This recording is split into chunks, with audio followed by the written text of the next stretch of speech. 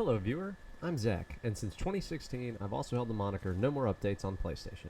Throughout the years I've platinumed and completed over 400 games, including some well-known difficult ones. And after years of watching some amazing content creators, I decided it was time to start sharing my journeys with the world as well. I don't have a set schedule for uploading videos, but I am working to try to ensure a new video comes out at least every 2 months. At any rate, I hope you enjoy seeing what my experience is like, and maybe, just maybe, seeing my videos get better in quality as I continue making them. I appreciate you stopping by to check out the video, and hope you enjoy this episode of the Platinum Journey. Mortal Kombat 1 is the newest game in the series, and oh boy, what a game it was. Continuing on from how the series has been progressing since Mortal Kombat 10, this was yet another dive into the over-the-top, gory glory that we all know and look for in these games. Much like its predecessor, Mortal Kombat 1 continued to try and emulate more realistic-looking graphics in the game engine, which works fine, sure, but let's be honest, the borderline cartoon and realistic appearance of Mortal Kombat 9 just needs to come back. MK1 has 51 trophies to earn, including the Platinum Trophy itself, and these span across all the game modes: the invasions, tower battles, local battles, online multiplayer, the story itself, practice, and the ever-important tutorial mode. The first trophies I wanted to go for were the online multiplayer ones, mainly because I always despise online multiplayer trophies in fighting games, especially since I'm not so great at them. However, the grind here wasn't too bad, honestly, and calling it a grind is far from accurate. So I ended up getting a buddy of mine online, and he helped me knock out 2 of the 3 trophies right away. The first was called Total Disrespect for performing an uninterrupted taunt in an online match, and then Kingslayer for dethroning a king in the King of the Hill game mode. The final online trophy was for playing and completing 5 Combat League sets. This mode is the ranked online multiplayer, and to earn this I had to fight my opponent to the completion of the match and then fully complete a set of 2 matches against them. It didn't matter if I won or lost, just a matter of completing them. Along the way, I wanted to go ahead and try and knock out 2 trophies tied to completing in-game quests, which required me to start the tutorial for the Invasions mode that I'll talk about in a little bit. Ultimately, I earned a few trophies while working towards this task, and I'll just quickly discuss them now because they're not really anything worth talking about. The first trophy was ABACABB for using a key in the Invasions mode, Witness Me for changing my combat card player module, Titan for dealing 10,000 damage to opponents across all modes, and then finally Questmaster for completing 3 daily quests and working overtime for completing a single weekly quest. I went back into the online multiplayer and completed the 5 league sets, earning the trophy Contender and getting all of the online multiplayer done. Now on to another trophy that I had heard was going to be a pain and a half to earn, but turned out not to be so bad.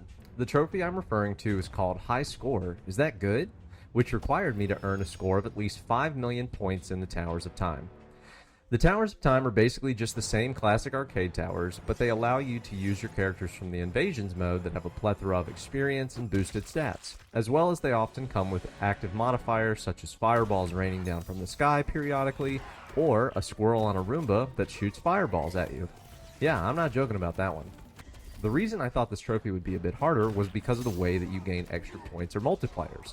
You can either do brutalities, fatalities, animalities, and then also by going flawless in the battles, which just means not taking any damage, and everyone online saying that was the simplest way to get the trophy. Basically, you would just have to go flawless for every round, and then end the match with a brutality. The brutality part would be easy, but going flawless, even on the easiest difficulty, still posed quite a challenge, again, especially for me, not being the fighting game expert.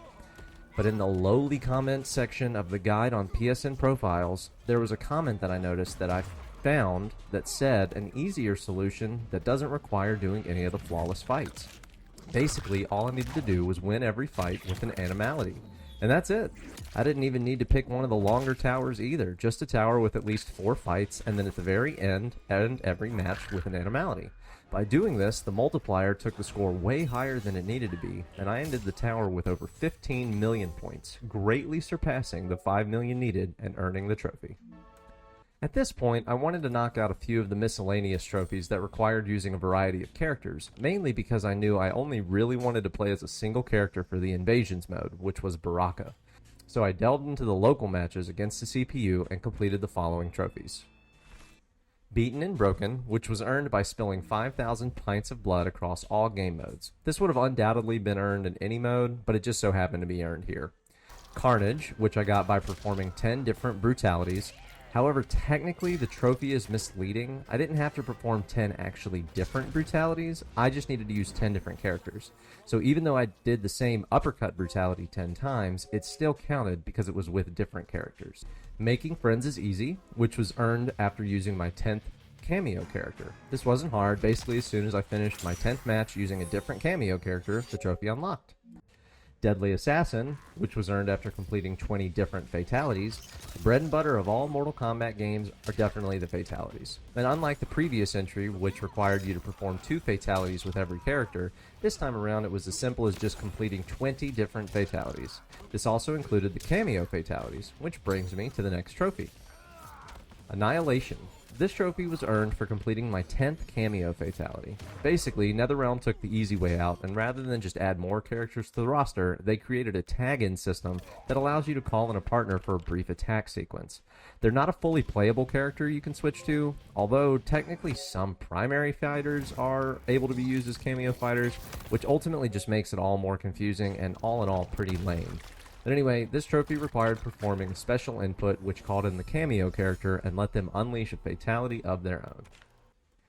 Now it was time to move over to the Invasions mode, because I knew it would be the longest mode to complete, but more importantly, it had a time limit. Every 50 days, the Invasions reset with a new season, and this means resetting all progress I would have made in completing it. Invasion mode works as a realm-hopping simulator where your chosen fighter sets out to each of the various realms available with the goal of clearing out all of the invaders. Without spoiling anything really from the lackluster story, the invaders of the realms are often primary fighters with a secondary fighter's abilities. For example, you could fight Reptile, but they also have an electric power set of moves from Raiden, with a silly name something like Electric Eel or something to that effect. And at the very end of each realm is that realm's boss. Again, it follows the aforementioned combination mechanic, but is just a longer fight and often has some additional mechanics that I'll get to in a little bit. Well, like I said before, this mode is timed for 50 days, which means I had to reach the very end of all the realms and face the season's final boss, and win, before the end of that time, or else I have to start it all over again. And when I first booted up MK1, I was in luck because the new season literally just started that day, meaning I had 50 days to make it to the end and defeat Dark Raiden, who served as the final boss of the Season of the Storms. Progression in this mode starts with you picking a fighter, which for me again was simple, Baraka all day, every day. And then of course the cameo fighter you wanted to start with. And oh, I'll definitely be talking more about the cameo system later. For now, I picked Darius and moved into it.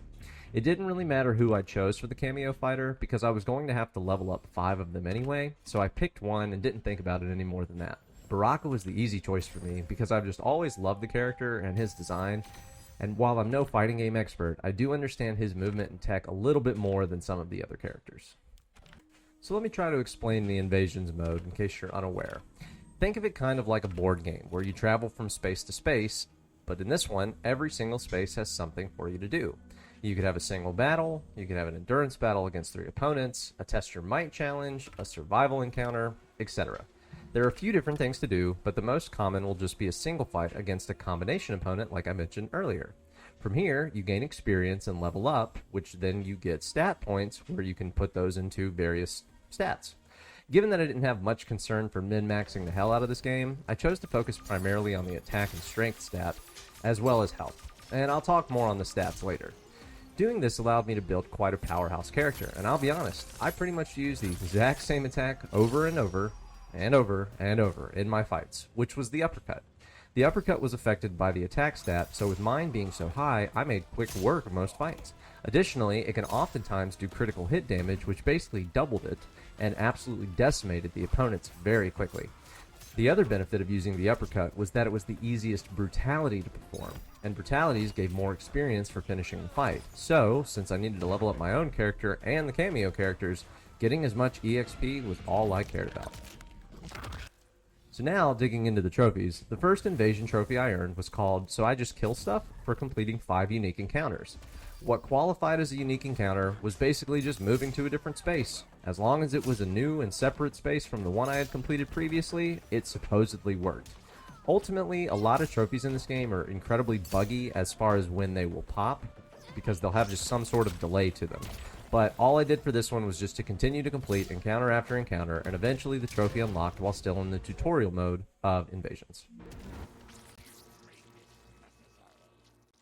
And speaking of the tutorial for Invasions, it took place inside the Cage Mansion, a realm that only existed to teach the mechanics of the mode, but also provide an opportunity to earn some pretty simple trophies. I mentioned a few of them earlier that I already unlocked while working on the daily and weekly quest trophies, so now I'll talk about the others I got while here. The first was Ultimate Power, which I got for using a talisman. These were equipable items that provided a limited number of uses to fire a special ability by pressing R3. After the charges run out, the talisman needed to be recharged at a forge, which comes at a cost. And speaking of the forge, So Crafty was the next trophy I earned, which required me to forge a talisman. Doing this allowed me to either upgrade an existing talisman I had with a new ability or enhance its damage, or I could have made an entirely new one if I had the materials. So for this trophy, I just upgraded the one that I had and earned it. The next trophy was Always Accessorize, and this was earned by equipping a relic. Like talismans, relics are able to be equipped to your character, but the difference here is that each relic provides passive buffs rather than providing a usable ability. The one I had, I kept for quite a while because it gave me an extra 15% increase to all experience gain, so I was all for that. After that, I earned a trophy called Made It Out Live, and this trophy was earned for completing a space that was a survival encounter. These spaces provided a different challenge from the typical fights in that they were specific spaces dedicated to having your character complete a challenge of some sort within a time limit. The challenge for me was just to avoid some fireballs that came from off screen in a pretty simple to recognize pattern, and as long as I didn't take too many hits for 15 seconds, I would finish it. So once it was finished, I earned my trophy and moved to the next. Make Way, I'm Coming Through. This was earned after removing an obstruction from the path I was traveling. Along the paths in the various realms, there are spaces that are just out of reach because despite appearing right in front of you, they have some sort of obstacle blocking the way.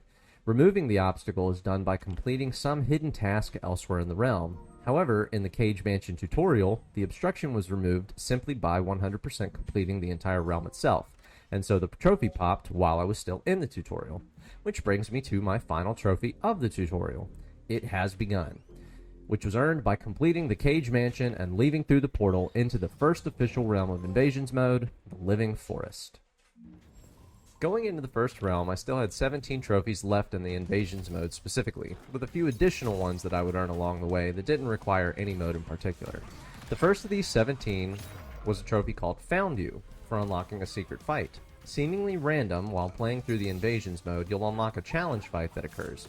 I say seemingly random because supposedly there are hidden objectives you can do in a fight that will trigger it, but I honestly had no idea about any of that. So randomly for me, after fighting in my second battle in the Living Forest, the secret fight occurred. It was against an opponent called Stung Lao, which was a combination of Kung Lao and Scorpion, but honestly it didn't matter. The trophy was earned in the middle of the fight since it didn't matter if I won or lost. But for all intents and purposes, I did win. The next trophy I earned was Adventure Time, for completing my 25th unique encounter. This was an easy one, and just really meant that I had to complete 25 different spaces across the Invasions mode. However, this one did have some delay in unlocking because I got it just after starting a new encounter. Moving throughout the realm, I eventually ran into a forge on this map where I could earn my next trophy, Running on Empty, which I got after paying to recharge my talisman. Like I said before, talismans have a limited number of uses before they run out and need to be recharged. So now that I had enough coins and the opportunity, I recharged mine and claimed my trophy. While on the talisman train, I knocked out the next trophy, Talismania, for using a talisman 10 times. To be honest, I never really got much use out of the talismans in this game. Again, I wasn't trying to min-max my stats or find the best strategies for things, and the talismans really just relied on understanding which elements are better against each other, blah blah blah. It was a mechanic that I just didn't care for, but I used them for the trophy and sparingly throughout the rest of the mode. As with any RPG, there are trophies for leveling up and reaching certain checkpoints, and the trophy Feeling Stronger was the first level checkpoint of the game, for reaching Invasions level 5. Again, experience is earned for completing encounters of any type, and also the experience gained is dependent on how you finish the opponent and perform in the match. Like the Tower Trophy I mentioned before, going flawless and performing a brutality are a great way to gain AXP, but the flawless is annoying to aim for, so I just focused on the brutality part, which kept it pretty simple. After reaching the correct level, I assigned the stat points and earned my trophy.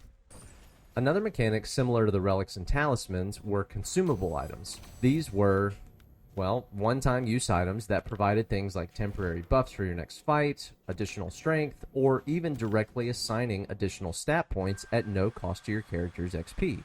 For someone like me, focusing on just brute forcing through the game, I didn't really care too much about these items to begin with, but I did enjoy the ones that gave me additional stat boosts. So, after I used my 10th consumable, I got the trophy, There is no knowledge that is not power. The next trophy on my sights was Not So Big Now, Are Ya?, which was earned for defeating a mini-boss in the Invasions mode. The mini-bosses were found halfway through whatever realm you'd be exploring and acted as an early test of what the final boss would be like. These boss encounters were just the same type of fight encounter, commonly found throughout, but with more rounds, and after every round the boss would activate some kind of effect that just made it take longer. Most often this resulted in them gaining super armor, which prevented me from staggering them, and that was definitely annoying. But at any rate, I earned this trophy after defeating the first mini-boss of the mode, which was a variant of Katana.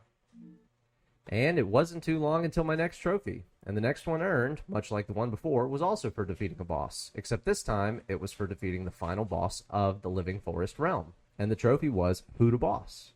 It was earned for, like I said, defeating the major boss, which was a variant of Kung Lao called Razor Sharp Shaolin. The fight lasted 3 rounds, and each increased minorly in difficulty, with the final round also giving him super armor. Again, an annoying mechanic.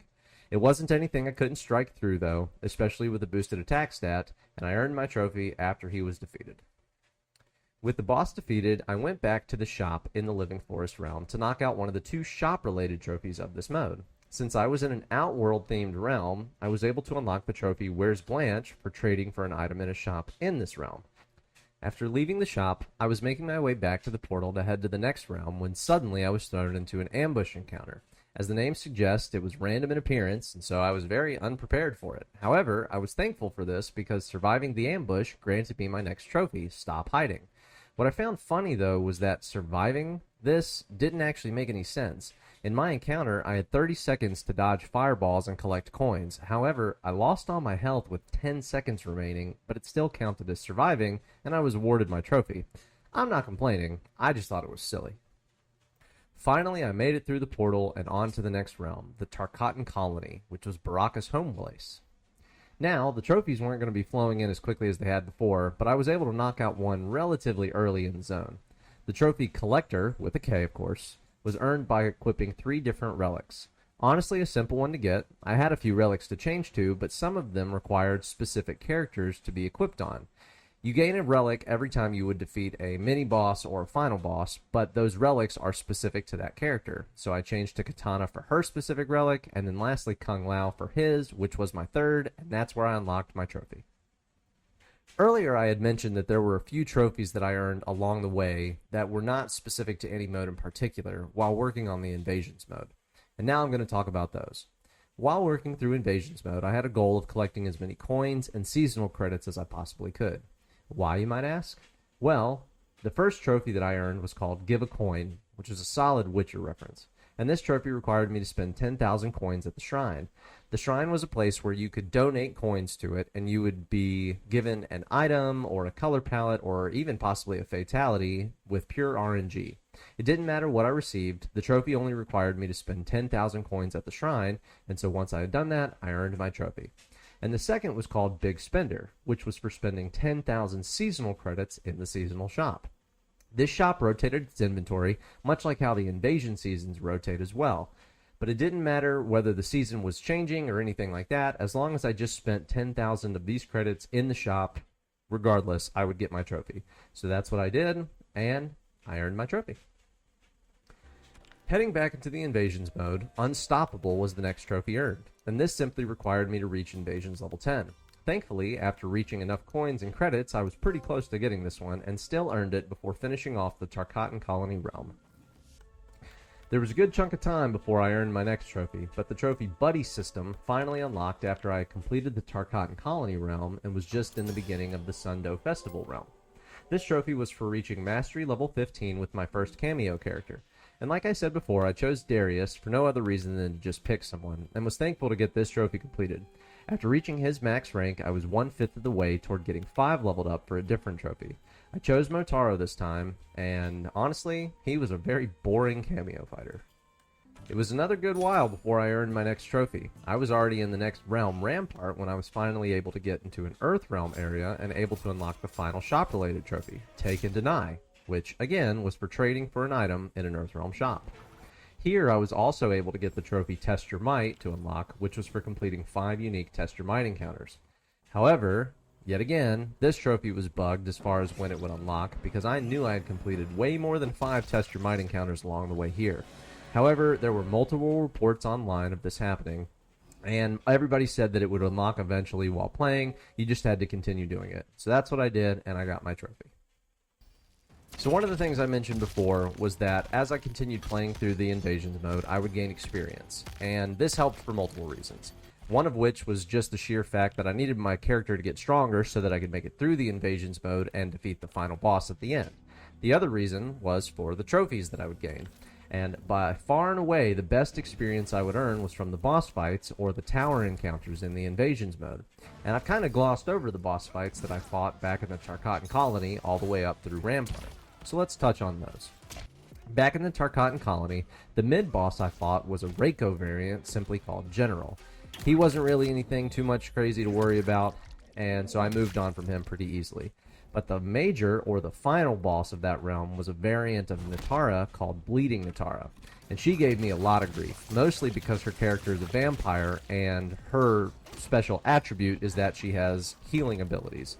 And combined with the fact that she gained super armor and enhanced stats as a major boss, she was quite a formidable foe.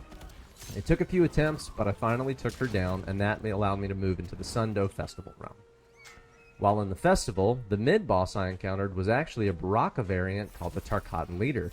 This was pretty cool because after defeating the bosses, like I said, I would get a relic equipable specific to that character. So now I was going to get one for Baraka, and I did end up actually using it for the remainder of the Invasions mode. The main thing I liked about this relic was that it had a passive buff for increased damage as I lost health. The major boss of this realm was a variant of Reptile with an incredibly creative and original name, Acidic Reptile.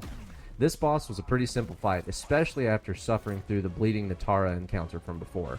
Defeating him ended the realm and unlocked the next location I already mentioned called Rampart. While in Rampart, I finally earned enough experience to reach level 20 and unlock the final level-specific trophy for the primary fighter I chose, Juggernaut. What's interesting is that this is not the max level able to be reached by a character, but it was the level I needed, and it just gave me more stat points to use, so I'm not complaining. Due to the fact that this is not my full-time job to make videos, my weekdays are typically pretty busy and I don't always have time to game during the nights. But finally, the weekend was here, so I was able to log in. And I was so glad that I did, because this weekend was the opportunity to unlock the other time-specific trophy called The Mighty Have Fallen, which required me to win in a Titan battle. Titan battles showed up for a limited time, apparently once, from what I understand, throughout the 50-day season and appear as a special realm you can access without finding a portal or any special unlock requirements. The realm only has 2 battle spaces, as there are 2 different Titans available to fight, a forge and a shop. The 2 Titans I had available to choose from were a Li Mei variant called Cutthroat Constable Li Mei, or a Rain variant called Waterbender. And I've seen Avatar, so I knew I didn't want to mess with him, and I chose Li Mei. However, what I didn't know was what was in store for me was a 5-round battle either way, and thankfully after each round I got full health, but the Titans only get stronger. So I actually lost my first attempt because I just didn't have enough health to last through some of Li Mei's more annoying attacks. Recommendations online suggested resetting stats to give more points into the vitality or health stat, and less on the others. So I took that advice and more than doubled my health, while still giving some points to attack. And this worked like a charm, and on the next attempt, I toppled the Titan and earned my trophy.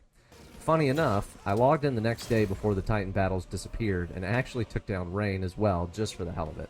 And the experience, of course. With these new stats, I made short work of the Rampart's major boss, which was a Johnny Cage variant called Dark Star Cage, and moved into the penultimate realm, Shang Tsung's Laboratory. For those of you wondering, the mid-boss of the Rampart realm was a Tanya variant called Matron Superior, but she wasn't anything worth discussing, so we're just going to move on. Now I only had 1 trophy left to earn in the Invasions mode, and that was for defeating the final boss of the entire season, Dark Raiden. However, I still had this next to last realm to go through, which meant that I had a few bosses standing in my way. The first boss, as I'm calling it, was actually a dumb survival encounter that I had to complete with the character Reiko. See, normally all encounters that weren't fights were labeled as optional, but progression here forced me to complete this one. It took what felt like ages because of its absolute nonsense. I had to escort a squirrel on a Roomba, see I wasn't joking about that, from one side of the screen to the next, but I couldn't take too much damage or let the squirrel die. It was utter BS entirely, and I restarted so many times before I finally got the winning attempt and moved on. The mid-boss of this realm was a Shang Tsung variant called Soul Stealer, but with my incredibly overpowered Baraka, it didn't take much time for me to put the sorcerer down and move on with the rest of the area.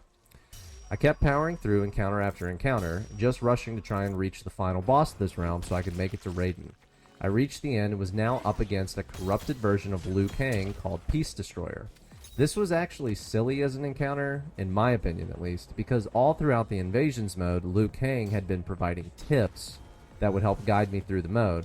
So now he was speaking about himself, which made it seem like it was in third person, and honestly it was just kind of funny. But I took him down on my first attempt and moved on into the final realm, Fangjian Village. While working through the previous realm, I actually finished reaching mastery level with Mataro and selected Frost to be my third cameo character. With her by my side, we charged into the realm and took down the mid-boss without any issue. To me, this was a kind of funny matchup that I had no idea was coming because it was a variant of Sub-Zero called the Matchless Cryomancer. And he met his match this time because I was able to defeat him on the very first try. Encounter after encounter, I got closer until I was finally at the boss, Dark Raiden, and honestly, he was such a pushover. Seriously, the Titan battles were a harder fight. Even bleeding Natara back in the Tarkatan colony gave me more trouble. And it was kind of disappointing, but it doesn't really surprise me considering this entire game has been disappointing so far. But with that, I earned the trophy Vanquished for defeating the final boss of the Invasion season and moved on to the story mode.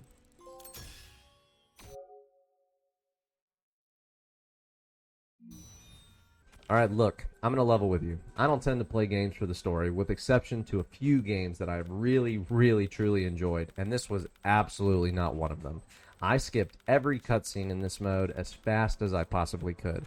So please allow me now to give you an abridged version of the story that I put together myself, and I hope that you will soon not forget. And I want to be very clear that what I'm about to say is not at all the actual story, and I pray that's obvious to all of you listening. And lastly, this is basically a spoiler warning that even though I'm not going to talk about the actual events of the story, I will be listing the fights that happen in the order that they do.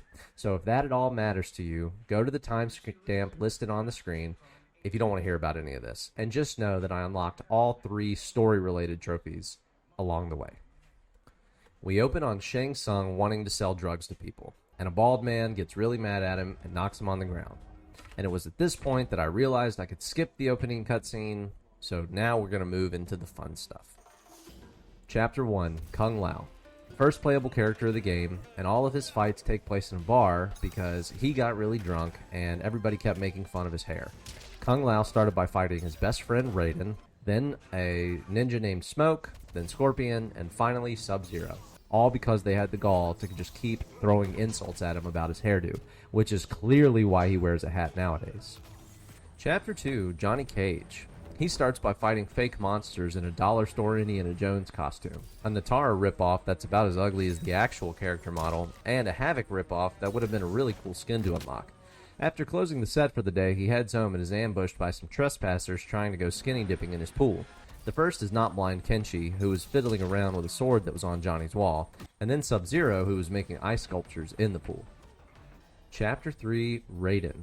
He starts by kicking the crap out of his training buddies, Johnny Cage, then Not Blind Kenshi, and now Kung Lao with a hat. And then he proceeds by beating up 2 mall cops, the first being Li Mei, and then her dumb AF partner, Reiko. After that, the princess of Edenia, Kitana, declared to him that she had a kink for getting smacked around. And then babyface Shao Kahn shows up into the scene and threw a temper tantrum that Raiden beat up the girl he always saw as a daughter, and subsequently lost the fight to him as well. Chapter 4, now we move on to the most racist character in the entire series, Not Blind Kenshi. Seriously, this guy has it out for anyone that does not look remotely like him in stature and skin color.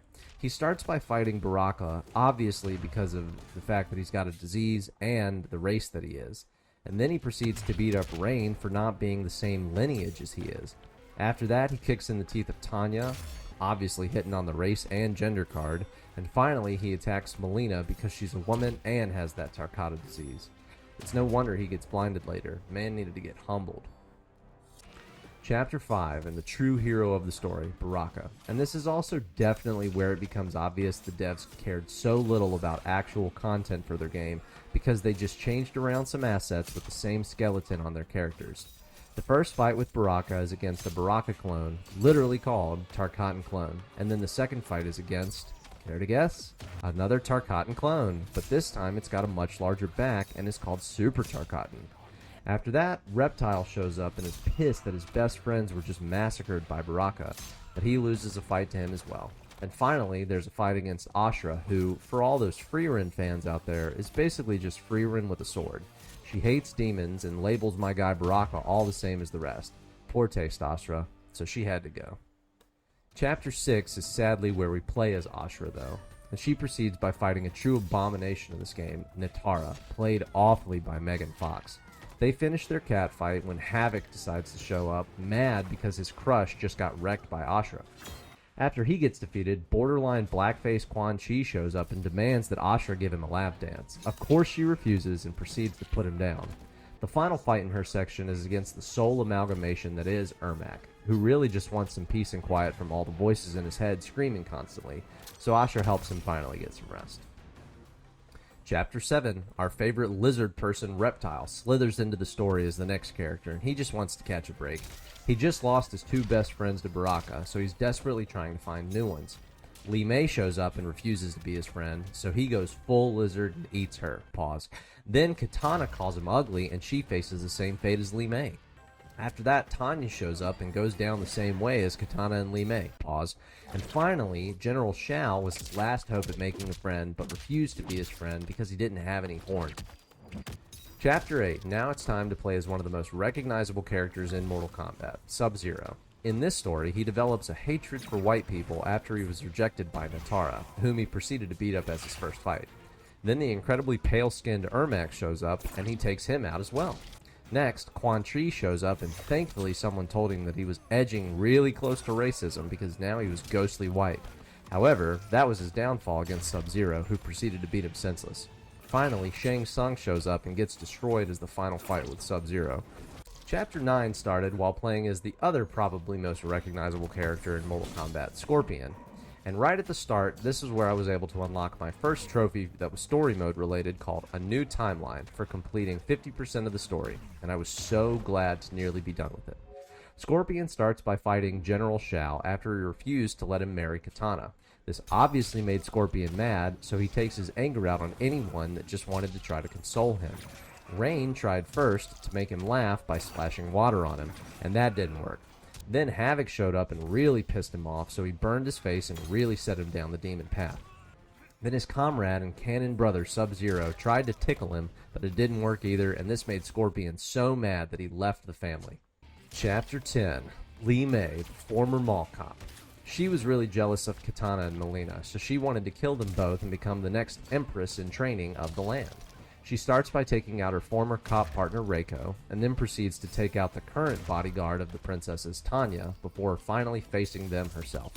Her first victory is against Katana, and then she finds out Melina got a touch of the tar brush and now has the Tarkatan DNA. She called her ugly and then kicked her butt too, finally hoping that she could be the next empress in training of Edenia. Chapter 11. Sindel. Sindel admired Li Mei's power even after defeating both of her daughters, so she teams up with her and wants to get her a makeover to get ready to become the queen in training. Sindel wants to take her to Shang Tsung's Magic Emporium, but starts by traveling through a torture chamber where Natara was waiting to ambush them. You see, Natara was furious that Sindel never seemed to have a bad hair day, and much to her dismay, Sindel used that hair to strangle her and end the fight. Having been forced to retire from the cop gig, Reiko now also guarded the Magic Emporium, but he was relieved from duty when Sindel kicked his butt there too. Once defeated, Rain shows up offering to give the ladies a free bath, but they refuse of course and proceed to take down the perverted magician. Finally, General Shao enters the fray and pleads with Sindel to marry him so Katana can finally be his daughter, but she tells him he needs to get a much larger diamond.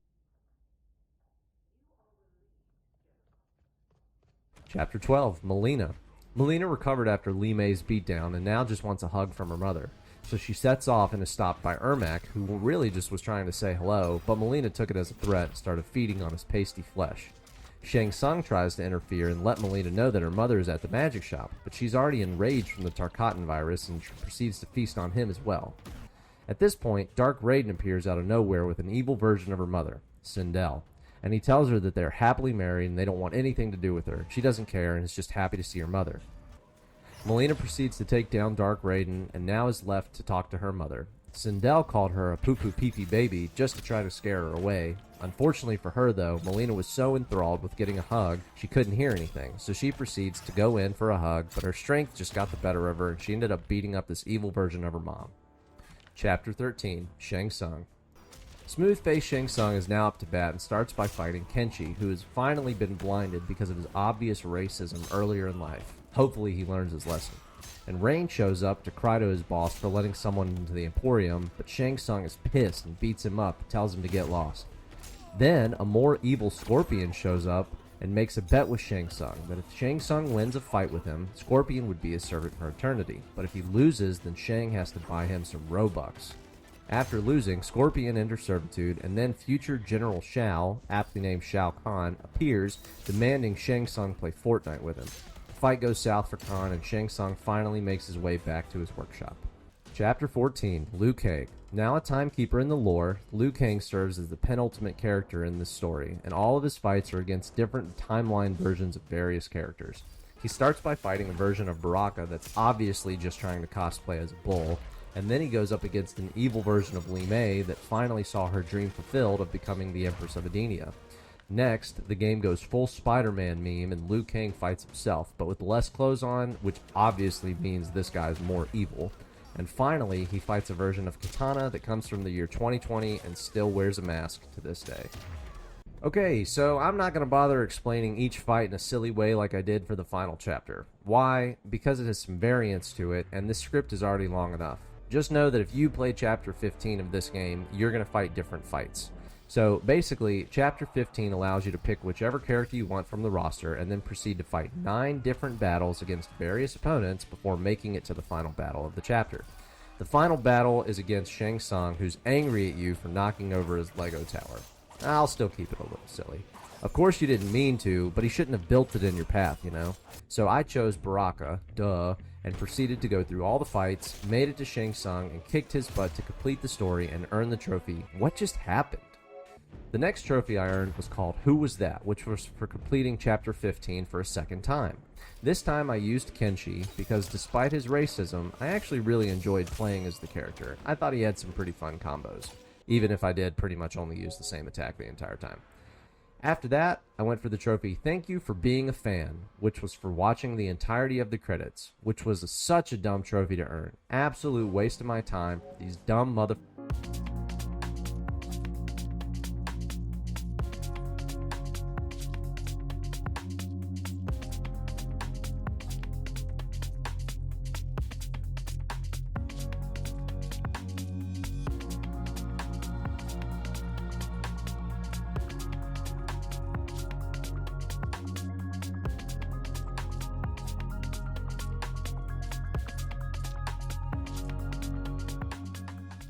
Now with all that out of the way, I only had 3 trophies left, and one of these is going to be an insanely long grind. Seriously, I spent all of the Invasions mode and all of the classic towers only for 2 cameo characters to be Mastery 15, which was the max level.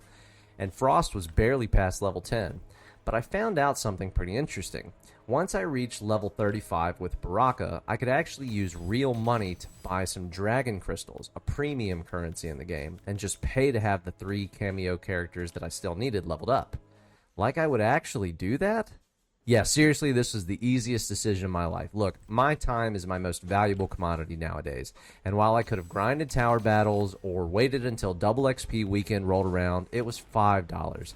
I'm not going to lose sleep, and if you truly believe what I did was low, then leave it in the comments, because that appeases the almighty algorithm. But doing this earned me the trophy, rolling with my crew, for reaching mastery rank with my 5th cameo character. Finally, the end is in sight, and for my last 2 trophies, I left easy things to do. The first was I kept the game on in practice mode for over an hour just to earn the trophy Eye of the Tigor. I knew I could have actually used practice mode to, well, practice and get better at the game, which was obviously the intent of any practice mode, but I had zero desire to do that, and the Forced Time trophy is one of my least favorite types of trophies to earn. And as my final trophy, my favorite thing to do is to save tutorial-related trophies for the end of things, because it really just seems silly to me to play an entire game only to save something that was intended to be the very beginning thing you do for the very end. So I hopped into the basic tutorial, completed a few challenges that were put in front of me, and unlocked my final trophy, Become a Ninja in no time, as well as the Platinum Trophy, Completionist. Okay, so that's enough of the script stuff. I'm going to just talk a little off script and kind of give you my overall final impressions, whether or not I would recommend the game, and what I thought of the trophy list. Ultimately, I thought the trophy list was actually pretty simple. As far as what I had to do in the game, yes, there was a long grind, and I know that I ended up paying real money to get one of the trophies completed a little bit sooner than others. But like I said before, my time is absolutely valuable to me, and rather than spend it waiting and waiting and waiting for potentially a double XP thing to roll around, or just grind and grind and grind for something that I knew I would eventually get done, spending $5 on a mechanic that they put into the game is definitely not something I am going to lose any sleep over. I didn't exploit some part of the game or some bug or take advantage of something like that. I mean, I literally used something that they put in the game, and that's just kind of how it is. It's not for everybody. Some people are like, oh, well, I wouldn't want to pay any more money than I have to, and that's fine. That's completely your prerogative. Do whatever it is you want. But for me, like I said, I'm not going to lose any sleep. As for the rest of the trophies, nothing was crazy, and I enjoyed the fact that at least it had to take me through all of the modes. So it's not like they left anything out, right?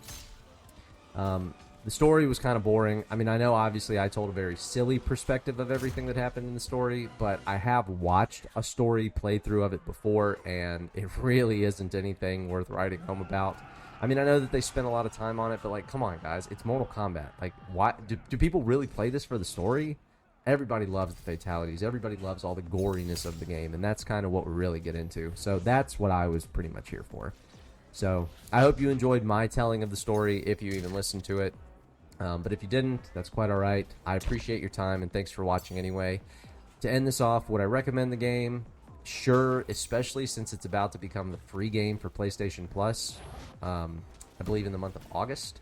But either way, I'm pretty confident it's actually just being added to the free library. So for a free price, absolutely. For a cheap price, definitely still recommend it. But definitely not any kind of full retail price. And again, pretty simple trophy list to stick to as well. So thanks for watching. Appreciate your time, and look forward to seeing you in the next one.